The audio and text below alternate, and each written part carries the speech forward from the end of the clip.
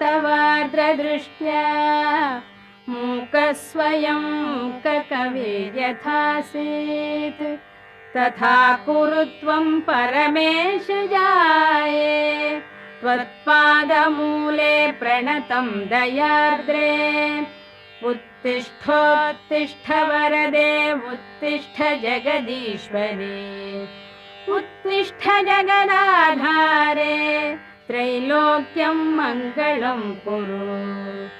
शृणोषि कश्चिद्ध्वनिरुत्थितोऽयं मृदङ्गभेरीपटहानकानां वेदध्वनिं शिक्षितभूसुराणां शृणोषि भद्रे कुरु सुप्रभातम् शृणोषि भद्रे ननु शङ्खघोषं वैताళिकानां मधुरं च गानम्।